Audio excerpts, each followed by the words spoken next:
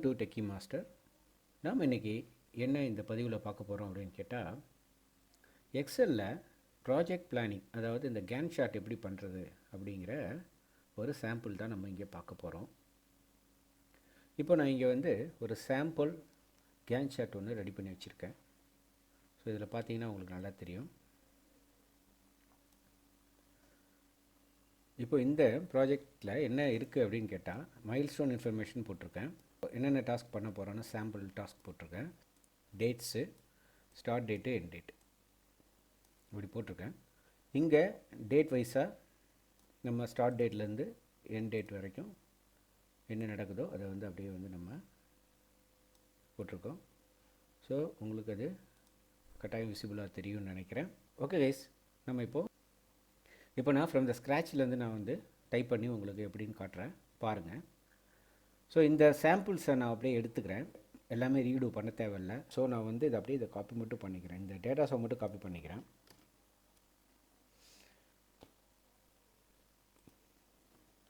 So நான் copy பண்ணிட்டேன். அதே மாதிரி டைட்டிலில் நான் காப்பி பண்ணிக்கிறேன்.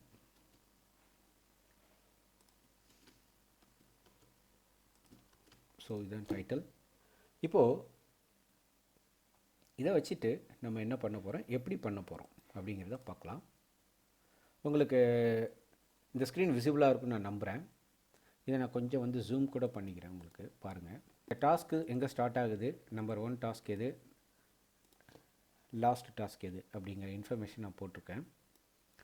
இந்த டேஸ் வந்து based on the start date and finish date. Start date வந்து 1/7 ஆரம்பிக்கிற மாதிரியும், எண்ட் டேட் வந்து 8/10 முடிகிற மாதிரியும் போட்டிருக்கேன். இதை பேஸ் பண்ணி நம்ம இந்த ப்ராஜெக்டை கால்குலேஷன் போடுறோம். இப்போ நான் இப்போ ப்ராஜெக்டில் இந்த ப்ராஜெக்ட்டுக்கு எவ்வளோ நாள் எடுக்கும் அப்படிங்கிற அந்த இன்ஃபோ பார்க்கலாம். ஸோ இப்போ நான் பார்த்தேன், இதில் 100 டேஸ் வருது. ஸோ டோட்டல் டேஸ் அப்படின்னு போட்டு 100 டேஸ்.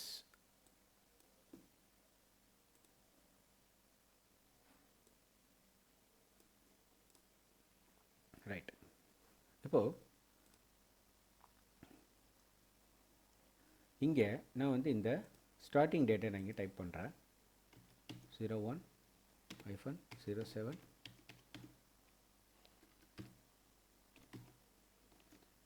ஸோ இதை டைப் பண்ணிட்டேன்.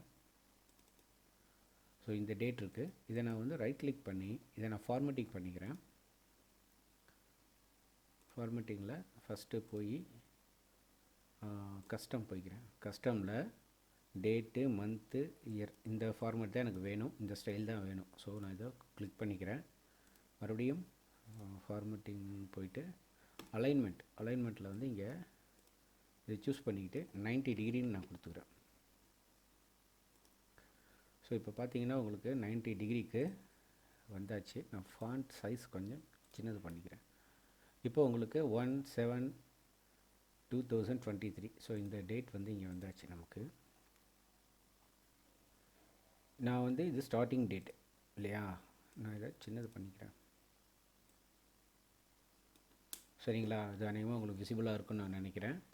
நான் இதை வச்சு நான் அப்படியே ட்ராக் பண்ணுறேன் until 8 வரைக்கும்.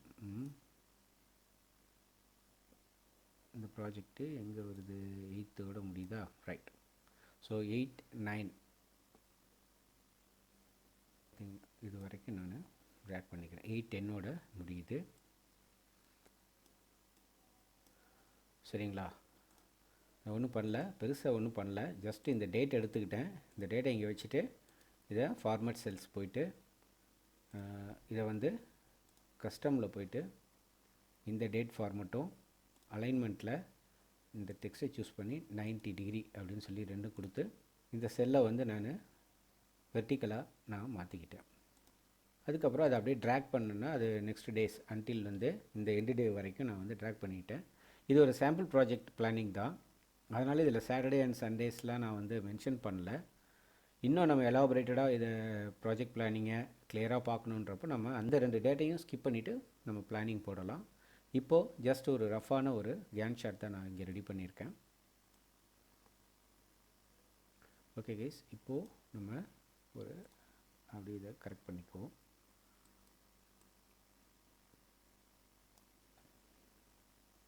இது எஃப்ல ஸ்டார்ட் ஆகுது, இங்கே முடியுது, கம்ப்ளீட் ஆகுது. நம்ம ஒரு சரிங்களா, இன்னும் கொஞ்சம் கூட நெருக்கிக்கலாம், ரொம்ப சின்னதாக போயிடுச்சு. நான் ஃபாண்ட் சைஸை கூட இன்னும் கொஞ்சம் சின்னது பண்ணிக்கிறேன், 8ன்னு பண்ணிக்கிறேன். ரைட்,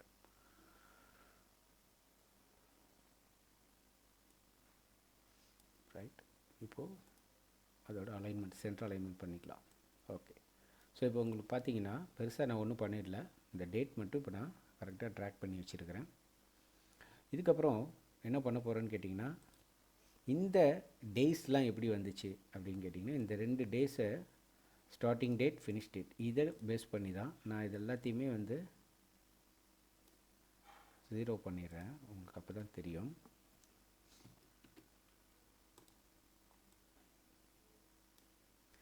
ஸோ இது எப்படி நான் பண்ணியிருக்கேன்னு கேட்டால், இங்கே நான் இங்கே என்ன பண்ணுறேன்னா, டேஸ் அப்படின்னு போட்டு D4 D4,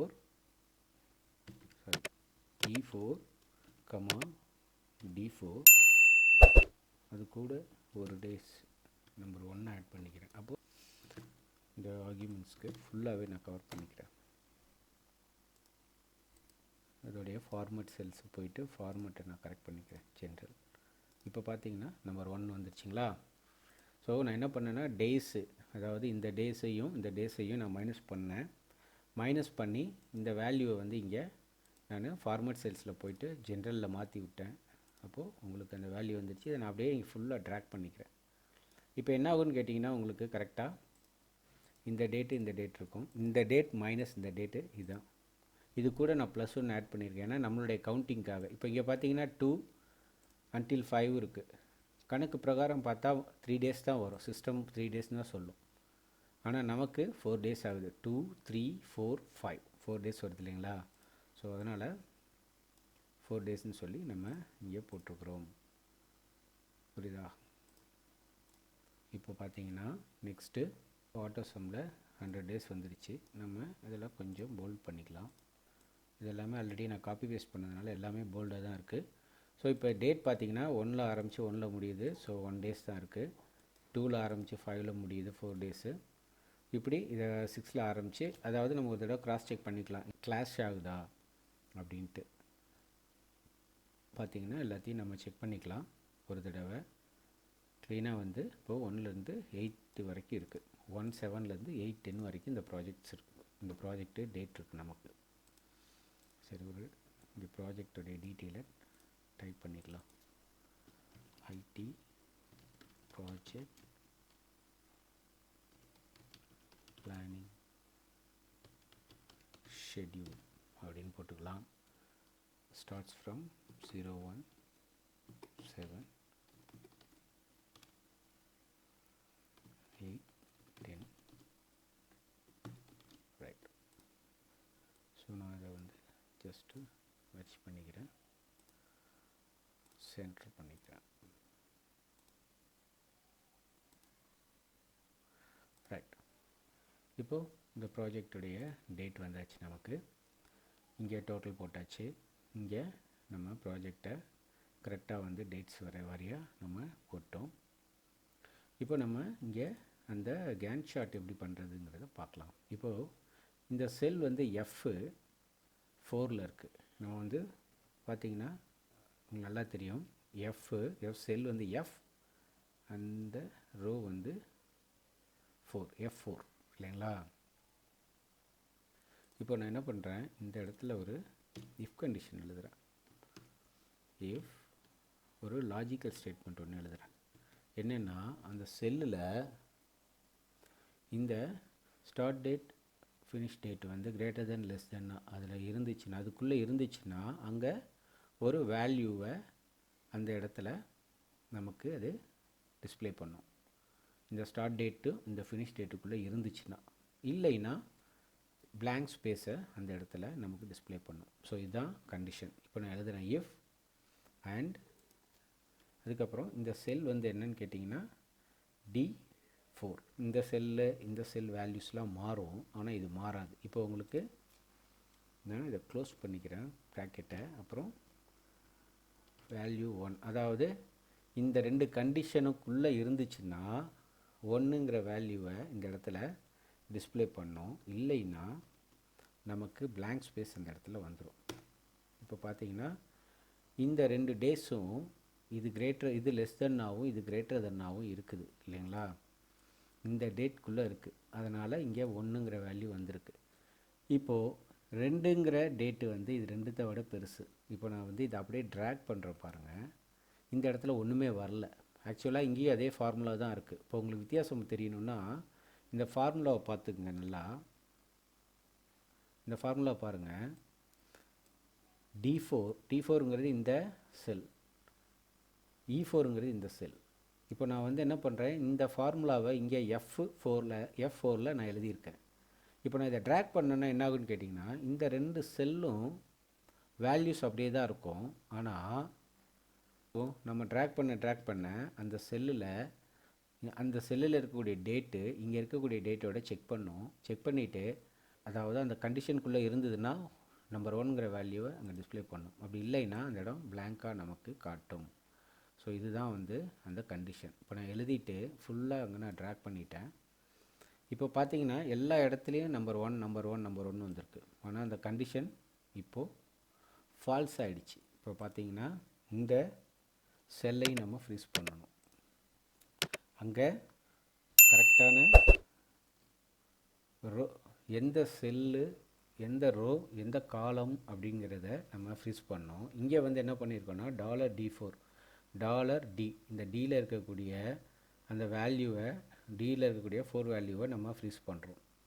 இங்கே என்ன பண்ணுறோன்னா F இப்போது நம்ம ஃப்ரீஸ் பண்ணிட்டோம். இப்போ நம்ம இந்த வேல்யூ ட்ராக் பண்ணுறோம். இந்த கண்டிஷனுக்குள்ளே இருந்ததுன்னா அது நம்பர் 1 அப்படின்னு சொல்லி வரும். அந்த கண்டிஷனுக்குள்ளே இல்லை. இப்போது நான் இதை அப்படியே என்ன பண்ணுறேன், ஃபுல்லாக ட்ராக் பண்ணிக்கிறேன்.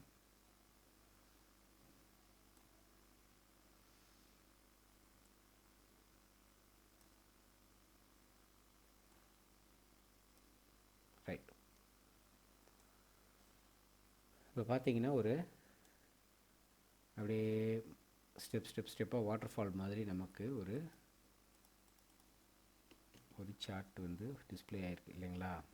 இப்போ நம்ம என்ன பண்ணலாம், இப்போ இதை ஒரே ஸ்க்ரீனில் பார்க்குற மாதிரி இப்போ பண்ணலாம் விசிபிளாக. ஸோ இப்போ நான் என்ன பண்ணியிருக்கேன்னா, இங்கே இதை அப்படியே வந்து செலக்ட் பண்ணிக்கிறேன். செலக்ட் பண்ணிவிட்டு என்ன பண்ணுறேன்னா, மேலே ஹோமில் கண்டிஷ்னல் ஃபார்மட்டிங்னு இருக்குது, இதை செலக்ட் பண்ணுறேன். அதில் போயிட்டு ஈக்குவல் டு அப்படிங்கிற ஒரு பாப்பப்பில் இந்த 1 இருக்குது பார்த்தீங்களா, இந்த 1க்கு நேராக நான் போயிட்டு கஸ்டம் ஃபார்மட் பண்ணுறேன்.